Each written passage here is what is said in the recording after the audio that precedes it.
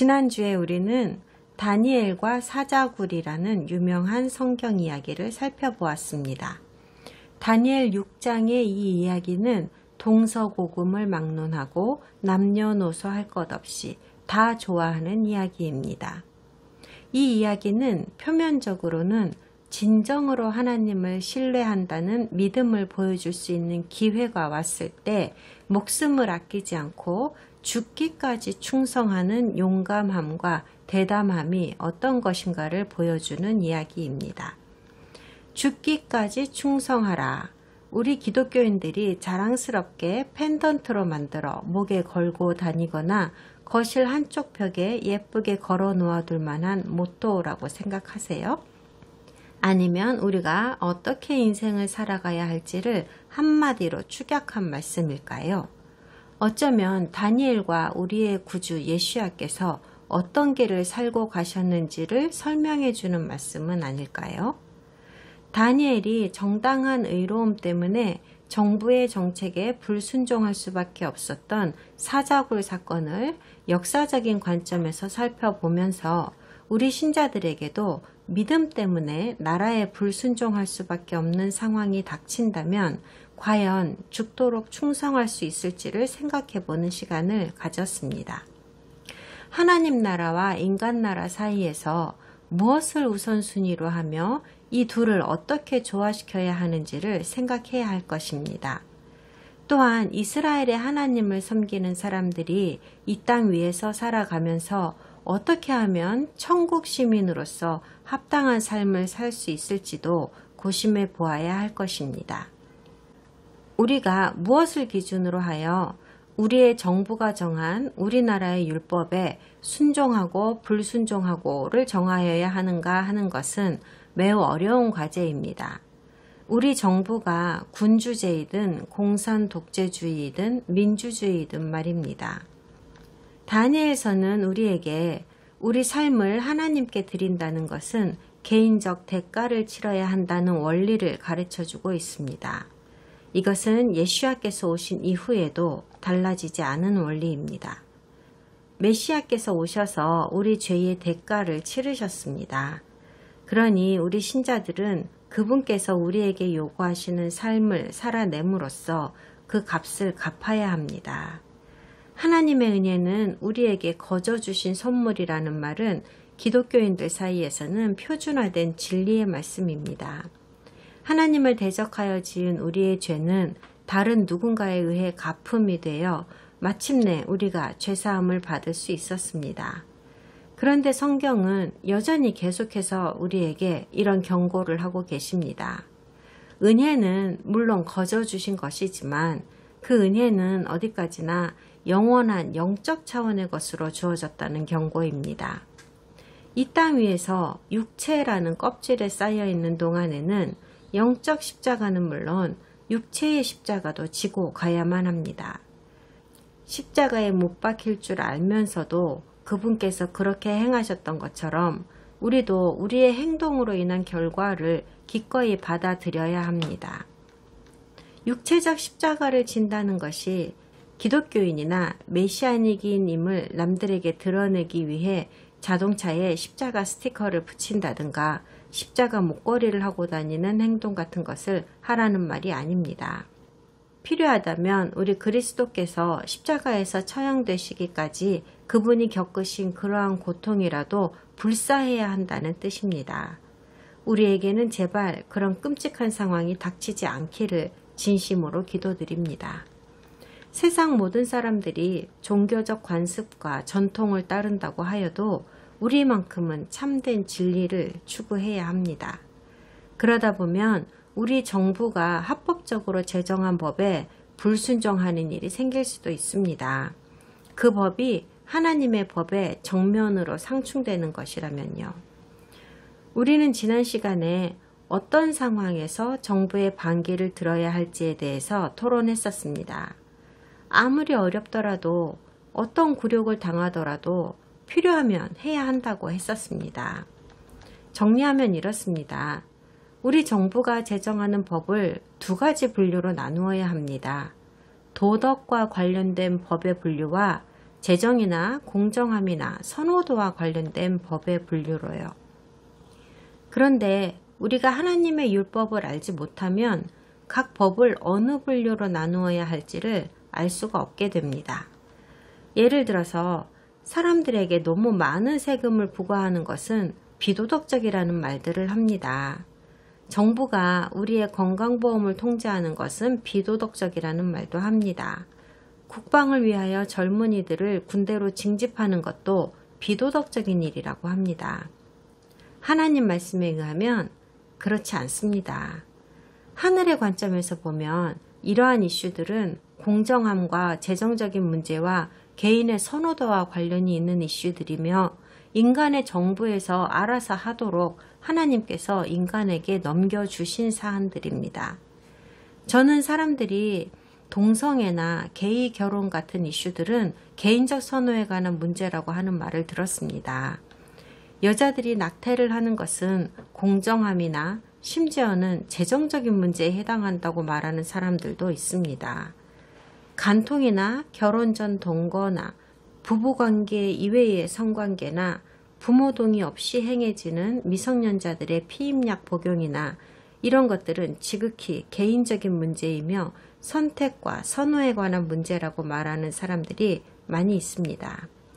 사람들의 투자 심리를 이용해서 불공정한 이득을 취하는 것도 사기성은 있다고 하더라도 위법만 아니라면 재정적인 이슈를 생각해야 한다고 합니다.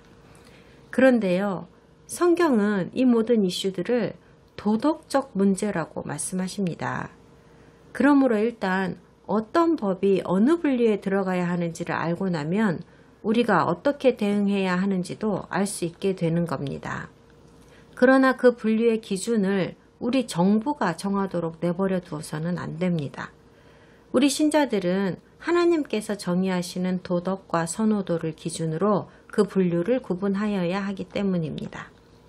그러니까 다니엘을 예로 보자면 정부가 하나님께로 부여받은 권한을 넘어서서 도덕과 선호의 기준을 재정의하여 하나님의 도덕적 기준과는 부합하지 않는 법을 제정한 것이었고, 당연히 다니엘은 이 법에 순종할 수가 없었습니다. 우리 메시아닉과 기독교인들만큼은 아무리 궁지에 몰리더라도 하나님께서 비도덕적이라고 말씀하시는 법이라면 절대로 용인해서도 안 되고 순종해서도 안 될 의무가 있습니다. 올바른 선택을 해야 합니다. 우리의 의로운 결정으로 인해 다니엘과 같은 끔찍한 결과를 마주하게 된다고 하더라도 아무리 불공정한 일이 생기더라도 슬퍼하거나 놀라서는 안 됩니다. 다니엘의 사자굴 사건만큼이나 예수와의 제자가 되기 위해서는 자신의 십자가를 져야 한다는 말씀을 가장 잘 보여주는 그림은 또 없을 것입니다. 단일 정부 세계가 도래하면 적그리스도가 나타날 것이라고 말씀하십니다. 그러면 다니엘의 상황과 같은 일이 온 세상 신자들에게 일어나게 될 것입니다. 그러니 준비하십시오. 다니엘서 6장을 마저 읽겠습니다. 다니엘 6장 25절부터 끝까지 읽겠습니다. 이에 다리오 왕이 온 땅에 있는 모든 백성과 나라들과 언어가 다른 모든 사람들에게 조서를 내려 이르되 원하건대 너희에게 큰 평강이 있을지어다. 내가 이제 조서를 내리노라. 내 나라 관할 아래에 있는 사람들은 다 다니엘의 하나님 앞에서 떨며 두려워할지니 그는 살아계시는 하나님이시요 영원히 변하지 않으실 이시며 그의 나라는 멸망하지 아니할 것이요 그의 권세는 무궁할 것이며 그는 구원도 하시며 건져내기도 하시며 하늘에서든지 땅에서든지 이적과 기사를 행하시는 이로써 다니엘을 구원하여 사자의 입에서 벗어나게 하셨음이라 하였더라. 이 다니엘이 다리오 왕의 시대와 바사 사람 고레스 왕의 시대에 형통하였더라. 다리오 왕은 다니엘을 처치하려는 음모를 꾸민 정치인들을 처형하였습니다.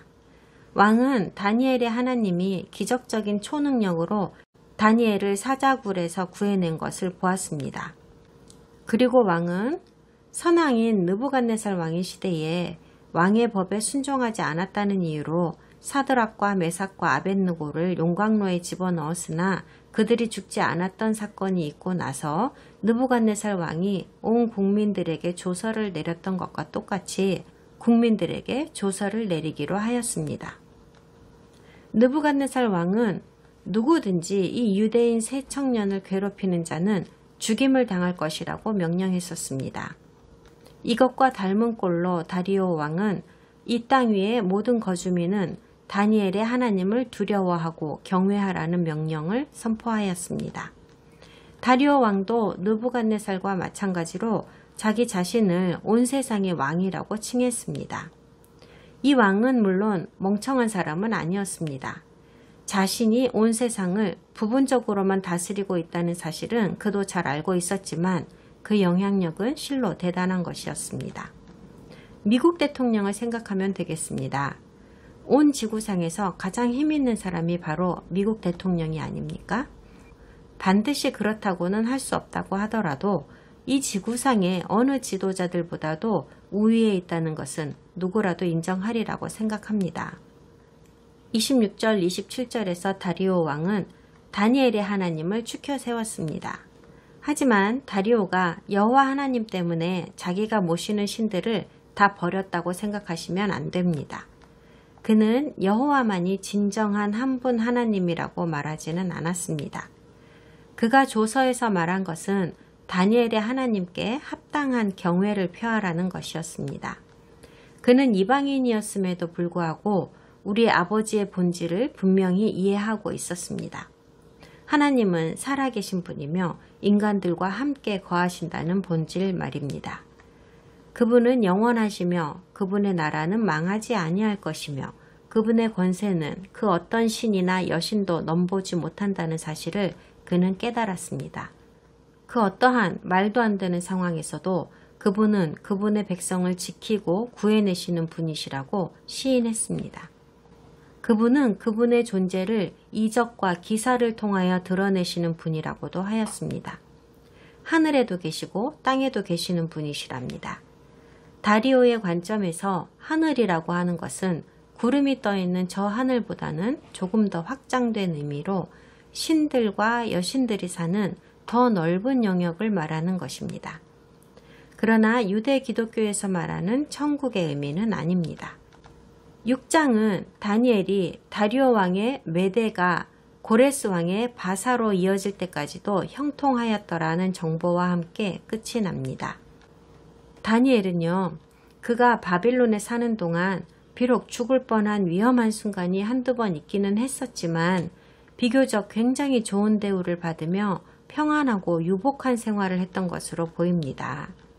제가 보건대 다니엘, 사드락, 메삭, 아벳느고가 그들의 하나님께 보여준 믿음과 신실함과 용기와 충성심 때문에 그들을 포함한 유대 민족이 그곳에 머물렀던 70년 동안 괜찮은 생활을 할 수 있었던 게 아닐까 합니다. 그런 평안한 생활이 가능했기 때문에 나중에 바사의 고레스가 유대인들에게 성전을 지을 돈까지 주겠다고 하면서 고향인 유다로 돌아가라고 했을 때 아주 소수의 유대인들만이 돌아간 것이라고 생각됩니다. 대부분의 유대인들은 이미 바빌론에 정착하여 가정을 꾸리고 안정된 생활을 하고 있었으므로 그곳에 남기를 원했습니다. 자, 그럼 다니엘 7장으로 넘어갑시다. 다니엘 7장을 다 읽겠습니다. 바벨론 벨사살 왕 원년에 다니엘이 그의 침상에서 꿈을 꾸며 머릿속으로 환상을 받고 그 꿈을 기록하며 그 일의 대략을 진술하니라. 다니엘이 진술하여 이르되 내가 밤에 환상을 보았는데 하늘에 네 바람이 큰 바다로 몰려 불더니 큰 짐승 넷이 바다에서 나왔는데 그 모양이 각각 다르더라. 첫째는 사자와 같은데 독수리의 날개가 있더니 내가 보는 중에 그 날개가 뽑혔고 또 땅에서 들려서 사람처럼 두 발로 서게 함을 받았으며 또 사람의 마음을 받았더라. 또 보니 다른 짐승 곧 둘째는 곰과 같은데 그것이 몸 한쪽을 들었고 그 입의 이사이에는 새 갈빗대가 물렸는데 그것에게 말하는 자들이 있어 이르기를 일어나서 많은 고기를 먹으라 하였더라. 그 후에 내가 또 본즉 다른 짐승 곧 표범과 같은 것이 있는데 그 등에는 새의 날개 넷이 있고 그 짐승에게 또 머리 넷이 있으며 권세를 받았더라. 내가 밤 환상 가운데에 그 다음에 본 넷째 짐승은 무섭고 놀라우며 또 매우 강하며 또 쇠로 된 큰 이가 있어서 먹고 부서뜨리며 그 나머지를 발로 밟았으며 이 짐승은 전의 모든 짐승과 다르고 또 10뿔이 있더라. 내가 그 뿔을 유심히 보는 중에 다른 작은 뿔이 그 사이에서 나더니 첫 번째 뿔 중에 셋이 그 앞에서 뿌리까지 뽑혔으며 이 작은 뿔에는 사람의 눈 같은 눈들이 있고 또 입이 있어 큰 말을 하였더라. 내가 보니 왕좌가 놓이고 옛적부터 항상 계신 이가 좌정하셨는데 그의 옷은 희기가 눈 같고 그의 머리털은 깨끗한 양의 털 같고 그의 보좌는 불꽃이요 그의 바퀴는 타오르는 불이며 불이 강처럼 흘러 그의 앞에서 나오며 그를 섬기는 자는 천천히요 그 앞에서 모여 선 자는 만만이며 심판을 베푸는데 책들이 펴놓였더라. 그때에 내가 작은 뿔이 말하는 큰 목소리로 말미암아 주목하여 보는 사이에 짐승이 죽임을 당하고 그의 시체가 상한 바 되어 타오르는 불에 던져졌으며 그 남은 짐승들은 그의 권세를 빼앗겼으나 그 생명은 보존되어 정한 시기가 이르기를 기다리게 되었더라. 내가 또 밤 환상 중에 보니 인자 같은 이가 하늘 구름을 타고 와서 옛적부터 항상 계신 이에게 나아가 그 앞으로 인도되매 그에게 권세와 영광과 나라를 주고 모든 백성과 나라들과 다른 언어를 말하는 모든 자들이 그를 섬기게 하였으니 그의 권세는 소멸되지 아니하는 영원한 권세요 그의 나라는 멸망하지 아니할 것이니라. 나 다니엘이 중심에 근심하며 내 머릿속의 환상이 나를 번민하게 한지라. 내가 그 곁에 모여 선 자 중 하나에게 나아가서 이 모든 일의 진상을 물으매 그가 내게 말하여 그 일의 해석을 알려주며 이르되 그 내 큰 짐승은 세상에 일어날 내 왕이라. 지극히 높으신 이의 성도들이 나라를 얻으리니 그 누림이 영원하고 영원하고 영원하리라. 이에 내가 넷째 짐승에 관하여 확실히 알고자 하였으니 곧 그것은 모든 짐승과 달라서 심히 무섭더라. 그 이는 쇠요 그 발톱은 노시니 먹고 부서뜨리고 나머지는 발로 밟았으며 또 그것의 머리에는 10뿔이 있고 그 외에 또 다른 뿔이 나오매 3뿔이 그 앞에서 빠졌으며 그 뿔에는 눈도 있고 큰 말을 하는 입도 있고 그 모양이 그의 동류보다 커 보이더라. 내가 본즉 이 뿔이 성도들과 더불어 싸워 그들에게 이겼더니 옛적부터 항상 계신 이가 와서 지극히 높으신 이의 성도들을 위하여 원한을 풀어주셨고 때가 이름에 성도들이 나라를 얻었더라. 모신자가 이처럼 이르되 넷째 짐승은 곧 땅의 넷째 나라인데 이는 다른 나라들과는 달라서 온 천하를 삼키고 밟아 부서뜨릴 것이며 그 10뿔은 그 나라에서 일어날 10왕이요 그 후에 또 하나가 일어나리니 그는 먼저 있던 자들과 다르고 또 새 왕을 복종시킬 것이며 그가 장차 지극히 높으신 이를 말로 대적하며 또 지극히 높으신 이의 성도를 괴롭게 할 것이며 그가 또 때와 법을 고치고자 할 것이며 성도들은 그의 손에 붙임바되어 한 때와 두 때와 반 때를 지내리라. 그러나 심판이 시작되면 그는 권세를 빼앗기고 완전히 멸망할 것이요 나라와 권세와 온 천하 나라들의 위세가 지극히 높으신 이의 거룩한 백성에게 붙임바되리니 그의 나라는 영원한 나라이라. 모든 권세 있는 자들이 다 그를 섬기며 복종하리라. 그 말이 이에 그친지라. 나 다니엘은 중심에 번민하였으며 내 얼굴빛이 변하였으나 내가 이 일을 마음에 간직하였느니라. 이 장은 참 건들고 싶지 않은 장입니다. 너무 어려워요. 되게 모호하고요. 어떤 식으로 해석하든 간에 논란이 생기고 어떤 때는 서로 감정을 상하게 하기도 합니다. 더욱이 이 장의 예언적 요소들은 너무 감각적이어서 지난 몇 년 동안 이 장을 배경으로 하여 과도하게 단순한 해석을 하는 판타지 소설과 영화들이 수도 없이 많이 만들어졌습니다. 그런 식의 허황된 해석을 하고 싶지 않다면 우리는 반드시 필요한 기술을 갖추어야 할 것입니다. 그래서 저는 먼저 이 장의 일반적인 특성에 대해 몇 가지 말씀드리려고 합니다. 다니엘서에서 역사에 관한 이야기는 다니엘 6장에서 다 끝이 났습니다. 7장부터는 이제 예언에 대한 이야기가 본격적으로 시작됩니다. 하지만 역사 부분에서도 예언적인 얘기는 나왔었고요. 또한 예언 부분에 가서도 역사적인 얘기들이 나옵니다. 성경은 정확하게 한 주제에 대해서만 이야기하거나 딱 잘라서 구분할 수는 없게 만들어져 있습니다. 그렇지만 다니엘 7장이 여전히 아람어로 쓰여 있다는 사실을 보면 여기까지는 이방인이 중심이 되는 이야기였으며 히브리어로 쓰여진 8장으로 넘어가면서 그 중심이 이방인으로부터 히브리인으로 옮겨가는 것을 알 수 있습니다. 이 장의 전체적인 줄거리는 하나님께서 이방인인 느부갓네살 왕에게는 4가지 금속으로 이루어진 동상의 꿈을 보여주신 것과 같은 내용으로 이번에는 경건한 유대인인 다니엘에게 4마리의 짐승의 환상을 보여주시는 건데요.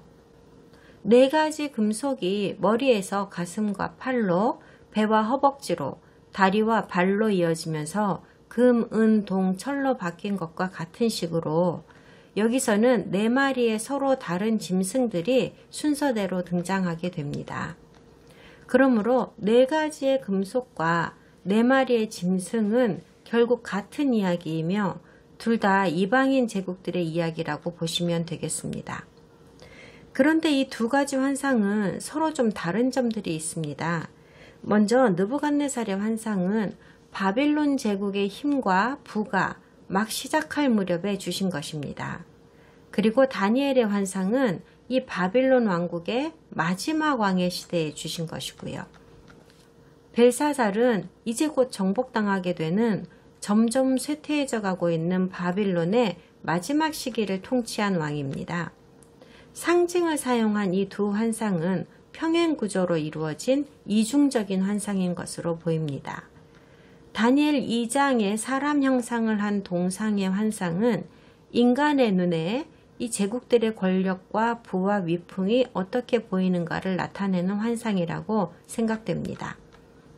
이 제국들은 두렵고 위험이 있습니다. 그런데 다니엘 7장의 이 4 짐승은 인간의 눈에 이 제국들이 어떻게 보이느냐가 아니라 하나님께서 이 제국들을 어떻게 보시는가를 그리고 있는 겁니다. 내적인 차원에서 이 제국들은 영적으로 부패하였고 도덕적으로 붕괴되었으며 하나님의 백성들에게도 그리고 그 백성을 구원하시겠다는 하나님의 계획에도 위험이 되는 제국들입니다.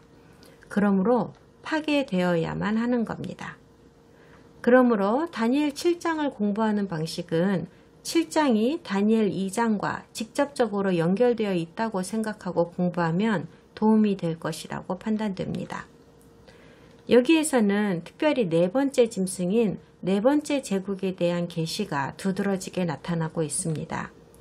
그런데 지금 여기 모인 분들은 모두 서로 다른 교파와 종교로부터 오셨다는 점을 감안하면 우리의 미래에 대해 알려주는 이 장의 해석도 제각각 다른 식으로 배웠을 것이라고 추정할 수 있습니다. 따라서 제가 해석하는 것이 그동안 여러분이 배워온 것과는 많이 다를 수도 있다는 말씀을 드립니다. 다니엘서를 시작하고 2번째 강의에서 제가 다니엘서로부터 3가지 종말론이 만들어졌다는 얘기를 했었습니다. 전천년설, 무천년설, 그리고 후천년설입니다. 그런데 이 3가지 천년설을 환난 전 휴거나 환난 후 휴거, 무환난설 등과 혼돈하시면 안 됩니다. 천년설과 휴거설은 서로 관련이 있기는 하지만 같은 교리는 아니기 때문입니다. 지금 천년설에 대해서 다시 복습하지는 않을 겁니다. 궁금하시면 2번째 강의를 보아주시면 되겠습니다. 어쨌든 다니엘서 7장을 해석하다 보면 자연스럽게 이 3가지 천년설 중에 어떤 한 가지를 지지할 수밖에 없게 됩니다. 그것이 어떤 교리인지 그 이름은 모르더라도 말입니다. 그런데 한 가지는 지적하고 넘어갑시다. 신학적으로 말하자면 목사나 주석가들이나 신학교에서 성경을 배우는 성경교사들은 일반적으로 이 세 가지 종말론을 먼저 배우고 이 중에서 자기들이 지지하는 하나의 종말론에 비추어 성경의 마지막 때의 예언을 해석하도록 교육받습니다. 성경이 무엇을 말하고 있는지 성경적으로 생각해 보기도 전에 말입니다. 그러므로 성경에 쓰여 있는 구절들을 무조건 자동적으로 이 세 가지 교리에다가 집어넣고 거기에 맞추려고 하게 됩니다. 제가 본 바로는 이 세 가지 교리들은 어떤 점에서는 각각 타당한 부분들이 있습니다만 어떤 점에서는 말도 안 되는 부분들이 있습니다. 때로는 그들이 내린 확실한 결론이 명확한 증거들이 뒷받침되어서 내려진 결론이 아니라 그들의 특정한 교리들로 인해 다른 결론이 내려지면 안 되기 때문에 그런 결론에 도달하게 될 수밖에 없었던 것들도 있습니다. 다른 결론이 내려지면 그들의 다른 모든 교리들이 다 함께 무너져 내리기 때문에 그런 겁니다. 그러므로 제가 설명드리는 것이 아마도 이 세 가지 교리들 중에 하나를 지지하는 것처럼 들릴 수도 있을 것입니다만 그게 아니라는 것을 말씀드립니다. 실제로 세 가지 종말론을 모두 다 공부해 보신 분은 느끼시겠지만 제가 말씀드리는 것은 아마도 전천년설에 가장 가까울 것입니다. 그런데요, 제가 가르쳐 드리려는 것은 전통적으로 보아온 일반적인 전천년설의 입장은 아닙니다. 그리고 우리가 읽을 다니엘 7장 중에 특별히 네 번째 왕국에 대한 얘기는 아직 오지 않은 미래의 왕국에 대한 것이라는 사실을 상기시켜 드리는 바입니다. 다니엘 7장의 예언들 중에서 어떤 것들은 이미 과거에 성취되었고 어떤 것들은 지금 현재 진행형이고 또 어떤 것들은 아직 일어나지 않았습니다. 사실 과거냐 진행 중이냐 미래의 일이냐의 관점 때문에 세 가지 종말론이 생겨난 것입니다.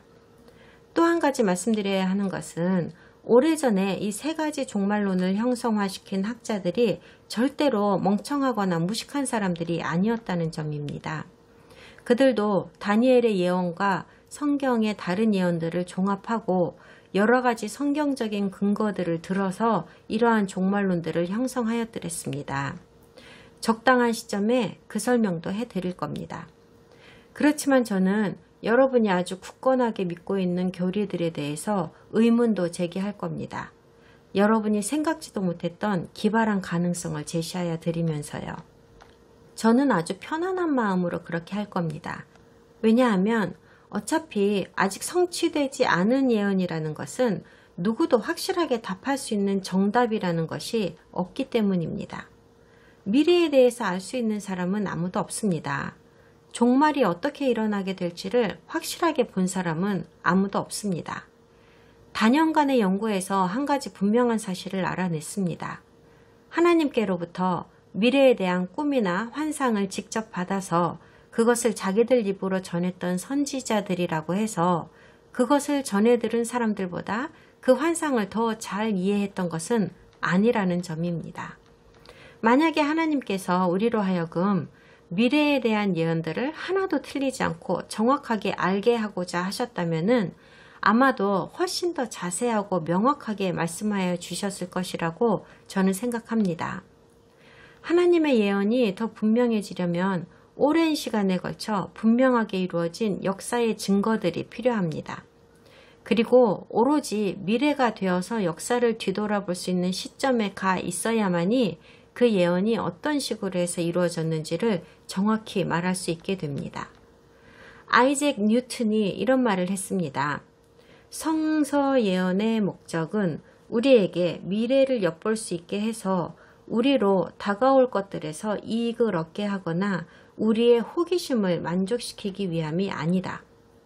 성서 예언의 목적은 하나님께서 시간과 공간을 주관하시는 주재자이심을 우리에게 보여주시기 위한 것이다. 하나님은 인간들에게 절대로 일어날 것 같지 않은 미래의 사건들에 대한 충분한 정보를 미리 알려주신다. 그리고 그런 사건들이 실제로 일어났을 때 그분을 믿지 않고 배교했던 자들이 부인해왔던 그분의 전지전능하심이 증명되는 것이다. 저는 열심히 기도하며 예언을 연구하고 그렇게 밝혀낸 것을 우리에게 알려주는 예언 선생들을 참으로 존경합니다. 그런데 그들이 스스로 내린 결론들을 고집하고 그들의 예측이 맞았다고 주장하면서 다른 의견들을 용납하지 않는 것을 볼 때에 저의 존경심은 사라지고 맙니다. 종말론 이론들 중에서 어떤 교리는 분명히 맞는 것으로 판명이 날 겁니다. 고장난 시계도 하루에 2번은 맞는 법이니까요. 그러니 어떻게든 맞는 부분들은 있을 거 아닙니까? 그러니까 우리도 지금 아직 풀리지 않은 예언을 공부하고 있기 때문에 제가 알려드리는 해석은 지극히 저의 개인적인 의견이며 때로는 추정일 뿐이라는 것을 이해해 주세요. 제가 선지자는 아니니까요. 제가 말씀드리는 대부분의 정보들은 진짜 열심히 성경을 공부한 결과이며 역사적 증거물들을 기반으로 하고 있고 하나님의 패턴들을 고려한 것입니다. 하지만 저는 교리라는 정사각형의 나사를 예언이라는 둥근 구멍에 끼우는 짓은 피하려고 노력했습니다. 물론 일부 해석은 틀릴 수 있다는 것을 압니다.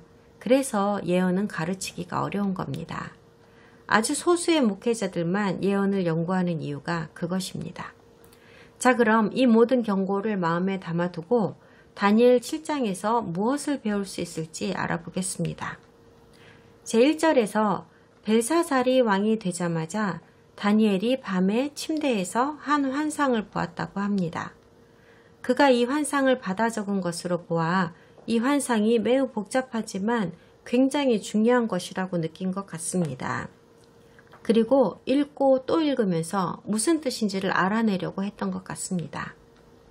이 환상을 설명한 첫 번째 묘사는 하늘에 네 바람이 큰 바다로 몰려들었다입니다. 아람어의 바람은 히브리어와 똑같이 루아크입니다.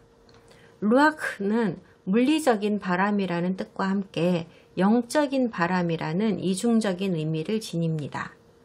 그래서 루아크는 성경에서는 거의 영적인 의미로 쓰입니다. 루아크 하코데시는 거룩한 성령을 말합니다. 바람은 참 신비한 것입니다. 어디에서 오고 어디로 가는지 아무도 모릅니다. 성서와 고대 및 현대 문학에서는 지구의 네 구석에서 네 바람이 나온다라고 말하는 것이 일반적입니다. 여기에서 큰 바다라고 쓴 건 지중해를 말하는 것이 아닙니다. 성경에서 큰 바다가 가끔은 지중해를 의미하기도 하지만 말입니다. 여기에서 말하는 바다는 계시록에서 나오는 바다와 같은 상징입니다. 지구 위에 열방의 나라와 사람들을 말합니다. 하늘의 네 바람이 큰 바다로 몰려 불었다고 하십니다. 그러니까 신의 뜻에 의해 지구에서 어떤 일련의 격동적인 사건들이 벌어지게 되면서 각 나라들이 혼란에 빠지게 됨을 의미하는 건데 마치 허리케인이 몰고 오는 강풍에 바다가 가마솥처럼 요동치고 끌어오르면서 파도와 거품이 폭발하는 것 같은 그림을 상상하시면 될 것 같습니다. 이러한 이방 나라들의 대혼란 속에서 4마리의 이상한 짐승들이 올라옵니다. 똑같이 생긴 건 하나도 없습니다. 다시 강조합니다. 이것은 이방인 나라에 관한 환상입니다. 첫 번째 짐승 뒤에 두 번째 짐승이, 그 다음에 세 번째 짐승이, 그리고 마지막 짐승이 순서대로 올라옵니다. 동시에 올라오는 것은 없고 각각 순서를 이어서 올라옵니다. 그리고 첫 번째 짐승은 사자와 같은데 독수리의 날개를 가졌다고 합니다. 사자와 같다라고 한 것은 사자와 비슷하지만 사자는 아니라는 겁니다. 사자의 속성을 가졌다는 뜻이겠죠. 그런데 그 사자가 독수리의 날개를 가졌답니다. 그런데 그 사자가 올라오고 나서 무언가가 그것의 독수리 날개를 뽑았다고 하고 이 짐승은 땅에서 들려서 사람처럼 두 발로 섰으며 사람의 마음을 받았다고 합니다. 사자는 왕을 상징하는 짐승입니다. 그리고 독수리는 왕을 상징하는 새입니다. 사자는 매우 강하지만 범위와 지배력이 제한적입니다. 독수리는 아주 넓은 지역까지 지배력을 가졌으며 산맥과 계곡 위로 아주 먼 곳까지 솟아오릅니다. 그러니까 이 짐승은 날개가 뽑히면서 그 힘의 일부를 소실하게 된다는 뜻입니다. 하지만 사자가 가진 힘은 그대로입니다. 그러나 독수리 날개를 이름으로 해서 광범위한 지역에까지 미쳤던 처음의 영향력은 어느 정도 소실되어 버렸습니다. 느부갓네살 왕은 예레미야와 에가, 하박국 그리고 에스겔서에서 사자와 독수리에 비유되었습니다. 그러므로 이 첫 번째 짐승은 바빌론을 상징한다는 점을 쉽게 유추할 수 있습니다. 그리고 왕과 왕국은 하나로 본다고 말했던 것을 기억하여 주세요. 왕은 그의 왕국을 대표하는 자입니다. 그 후에 이 짐승은 짐승으로서의 속성을 잃고 사람의 속성을 받았습니다. 두 발로 서고 사람의 마음을 받았다고 쓰여 있습니다. 느부갓네살의 이야기를 기억해 볼게요. 그가 하나님께 반역하여 7년 동안 들에서 들짐승처럼 지냈죠. 그러다가 그가 다니엘의 하나님이 누구이신지를 깨닫고 그분께 적절한 경의를 표하게 되면서 다시 하나님께로부터 사람의 마음과 왕좌를 돌려받게 되었습니다. 그 사건을 말하는 것이 틀림없습니다. 그리고 두 번째 짐승이 올라옵니다. 곰 같다고 합니다. 그렇지만 곰은 아닙니다. 처음에 사자가 올라왔고 그 다음에 곰이 올라왔습니다. 두 번째 짐승과 첫 번째 짐승은 서로 다릅니다. 고대 사회에서는 사자는 왕을 예표하는 짐승이었고 곰은 왕자를 예표하는 짐승이었습니다. 곰은 흉포함과 강한 힘으로 유명합니다. 하지만 여기에 나온 곰을 어떻게 해석해야 할지는 매우 난감합니다. 뭐라고 딱히 특징 지을 수 있는 부분이 없습니다. 그래서 곰이 몸 한편을 들었다고 하는 문장에 대한 갖가지 해석이 만들어졌습니다. 어떤 사람들은 곰이 먹이를 찾기 위하여 어슬렁어슬렁 걷는 모습이라고 합니다. 다른 사람들은 곰이 한쪽으로 기울어져 서 있는 모습이라고 합니다. 또 다른 해석으로는 다니엘 2장에 나오는 두 개의 은팔이랑 8장에 나오는 짐승에게 달려있다고 하는 한쪽이 더 높게 솟은 뿔이랑 관련이 있다고 합니다. 그러니까 한 개가 더 높이 솟은 뿔이랑도 같은 것인데, 즉 힘의 균형이 좀 다른 두 개의 나라가 동시에 세상을 지배하는 것을 이 곰이 한쪽으로 기울어져서 서 있는 것으로 상징화한 것이라고 합니다. 그러므로 메데 바사 제국이 동시에 일어난 것을 이 곰에게 대비시켜서 이 곰이 메데 제국과 바사 제국을 상징하는 것이라는 말을 하는 겁니다. 그런데 저는 개인적으로 이 해석은 너무나 억지로 꿰다 맞춘 것 같은 느낌이 계속 듭니다. 그래서 이 상징이 무엇인지 정확하게는 잘 모르겠다는 게 저의 결론입니다. 곰의 입에 물려있다는 새 갈빗대를 봅시다. 이건 역시 한쪽 몸을 들었다는 말만큼이나 해석하기 어려운 부분입니다. 상당히 고통스럽습니다. 갈빗대 3개라는 말은 이 짐승의 포악성을 상징하는 것이며 지금 막 무언가를 죽였다는 뜻도 됩니다. 바로 다음 구절에서 가서 많은 고기를 먹으라고 하고 있거든요. 그러니까 이 사이에 갈빗대와 고기를 먹는 것에는 어떤 연관성이 있는 겁니다. 그래서 저는 전체적인 역사를 살펴보면 이 구절에 대한 아주 논리적이고 꽤 그럴듯한 설명이 가능하다고 보는데요. 만약 이 곰이 진짜로 메데 바사 제국이라고 한다면 일반적으로 그렇게 받아들여지고 있고 저도 부정하지는 않습니다. 이 제국이 세계의 상당한 제국들을 집어삼킨 것으로 보입니다. 바빌론과 이집트와 리디아가 곰의 이 사이에 있는 세계의 갈빗대입니다. 다 지나서 되돌아보고 있는 우리들에게는 이것이 가장 합리적인 결론이라고 보여집니다. 반대할 이유가 없어 보이므로 저도 그렇게 받아들입니다. 세 번째 짐승을 봅시다. 표범 같다고 합니다. 이건 역시 표범 같다고 했지 표범이라고는 안 했습니다. 표범의 속성을 가진 것이죠. 이 표범 같은 짐승이 4개의 머리와 날개를 가졌다고 합니다. 이 대목을 잘 기억해 주세요. 다음 강의에서 물어볼 거예요.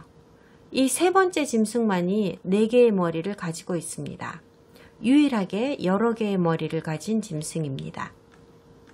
이 상징은 마케도니아와 그리스를 말하는 것이거나 아니면 단독으로 그리스를 말하는 것입니다.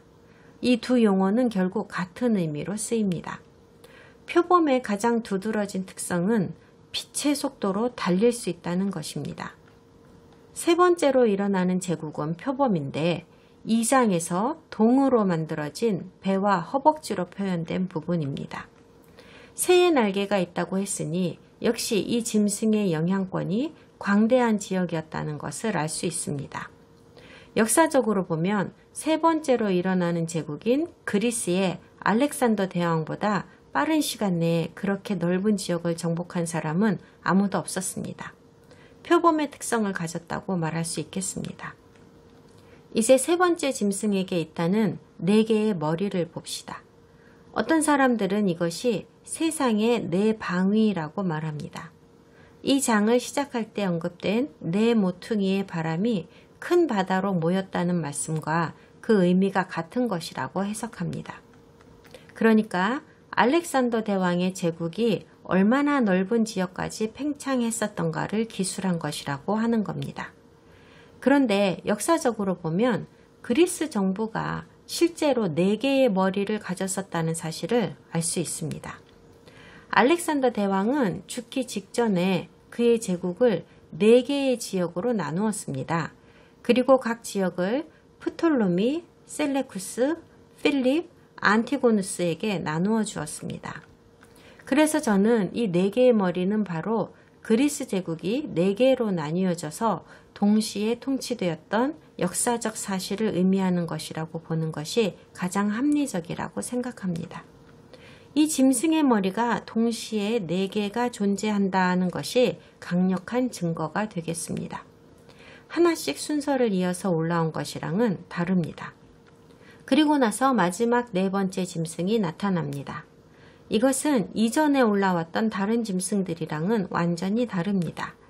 이 짐승이 앞에 올라온 짐승들과 다른 점은 이것은 비교하여 묘사할 수 있는 짐승이 전혀 없다는 것입니다.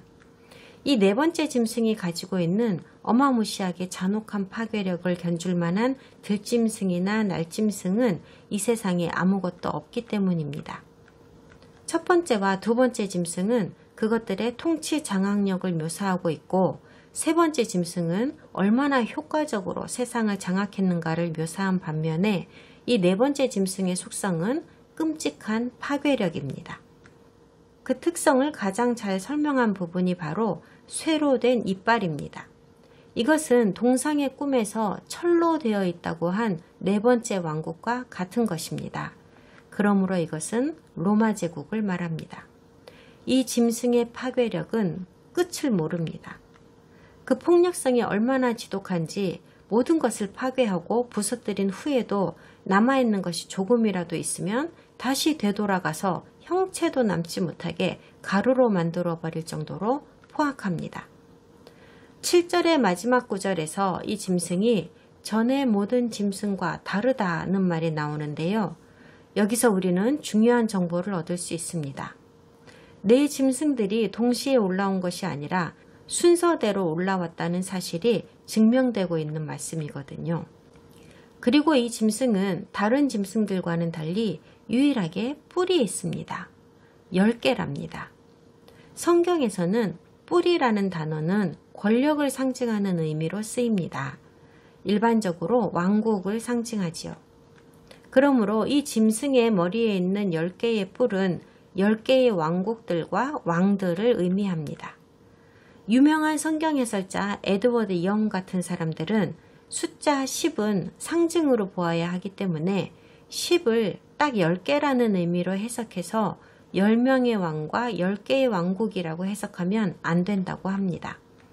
10이라는 숫자는 완전함을 표현하기 위해 사용되는 숫자이며 반드시 동시에 일어나는 것을 의미하지도 않기 때문에 오랜 시간에 걸쳐 무언가가 일어나게 된다는 의미로 해석해야 한다는 겁니다.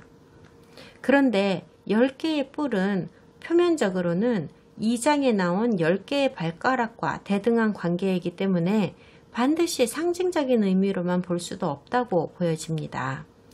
그런데 에드워드 영이라는 사람은 앞에 동상의 꿈에 나온 발가락이 그저 발가락이라고만 쓰여있지 10개라는 말은 쓰여있지 않다고 주장했던 사람들 중 한 명입니다. 사실 이 주장은 좀 억지스럽다고 생각합니다. 느부갓네살 왕의 꿈에 나온 동상은 사람 모습입니다. 모든 신체 부위들이 기대하는 대로 숫자가 맞아떨어졌습니다. 꿈에 나온 동상이 사람 모양인데 동상의 발가락이 10개라고 굳이 일일이 독자들에게 설명했었어야 할 이유가 있을까요?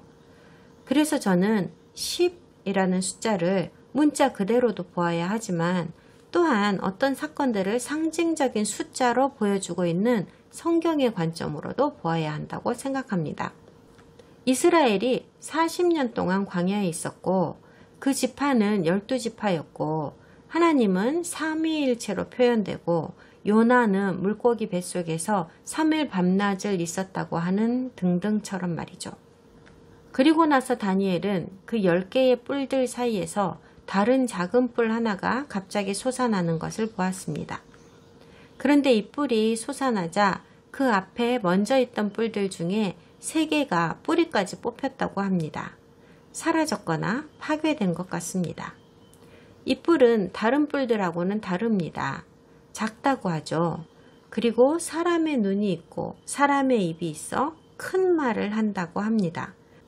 어떤 성경 번역본은 큰 말이라고 하지 않고 교만한 말 혹은 신성모독이라고 번역하기도 했습니다. 그런데 이것은 성경 편집자의 의견일 뿐이고 그런 뉘앙스의 단어는 실제로 성경에 적혀 있지 않습니다. 큰 말이라고 번역하는 것이 우리가 할 수 있는 최선의 번역이라고 할 수 있겠습니다. 다니엘은 이 뿔들에 매우 집착했습니다. 너무나도 중요하게 느껴졌던가 봅니다. 이 뿔들이야말로 4번째 짐승을 푸는 열쇠가 되는 것 같았습니다. 이 작은 뿔에 눈과 입이 있다는 것은 이것이 사람이라는 말입니다. 어떤 특정한 통치자라는 말이지요. 왕국이라고 한정할 필요는 없습니다. 뿔이란 왕국을 대표하는 왕을 의미하기도 한다는 것을 기억하시죠? 그러므로 이 작은 뿔은 다른 10뿔하고는 그 본성이 좀 다릅니다. 성경적으로 보면 눈이라는 것은 지혜와 통찰력, 용의주도함, 신중함 등을 예표하는 것입니다. 큰 말을 하는 입이라는 것은 그 어떤 사람들보다도 말을 잘하는 달변의 능력을 뜻하는 것입니다. 하지만 그 입은 스스로의 능력을 알고 있으며 그 능력으로 자기 자신을 높일 수도 있습니다. 오늘 마칠 시간이 다가오는데 이 시점에 성경 비평학 학자들이 이 뿔에 대해서 뭐라고 하는지를 말씀드릴게요. 물론 그들은 이 뿔이 상징하는 것은 안티오쿠스 에피파네스라고 합니다. 이런 발상은 주후 200년 말에 포프리라고 하는 신플라톤주의 철학자에게서 시작되었습니다. 그는 이상하게도 유대인과 기독교인들을 이유 없이 싫어했습니다. 물론 성경도 질색을 했고요. 그는 특별히 다니엘서를 깎아내리려고 안간힘을 썼는데 그 이유는 전혀 알려지지 않았습니다. 그가 바로 최초로 다니엘서의 진위성에 대한 이견을 제기한 인물입니다. 그리고 그는 이 작은 뿔은 분명히 에피파네스이다 라고 주장하는 저서를 기술했는데 거기에서 그는 에피파네스가 다른 뿔 3개를 점령했다고 말했습니다. 그것은 프톨로미 필로미터, 프톨로미 유리겟, 그리고 아르탁시아 이렇게 3 왕들과 그들의 제국들이라고 했습니다. 포프리라는 이 사람은 역사학자가 아니라 철학자였다는 사실을 여기에서 알 수 있습니다. 왜냐하면 에피파네스가 정복했다고 그가 말한 3사람 중 2사람은 안티오쿠스 에피파네스가 태어나기도 전에 이미 죽은 사람들이거든요. 하나님의 말씀을 깎아내리려는 사람들은 늘상 이런 식이었습니다. 하지만 하나님의 백성인 여러분이 조금만 시간을 투자해서 조사해 보면 거의 모든 의혹들이 다 추측이거나 교활하고 부정직한 궤변들이고 술수였다는 것을 금방 밝힐 수 있습니다. 다음 시간에 다니엘 7장의 예언을 더 깊이 연구해 볼 건데요. 이제 곧 닥칠 마지막 때의 계시인 요한계시록하고 너무나 밀접하게 연관되어 있는 이야기입니다. 특별히 작은 뿔이 무엇인지에 대해 살펴볼 겁니다.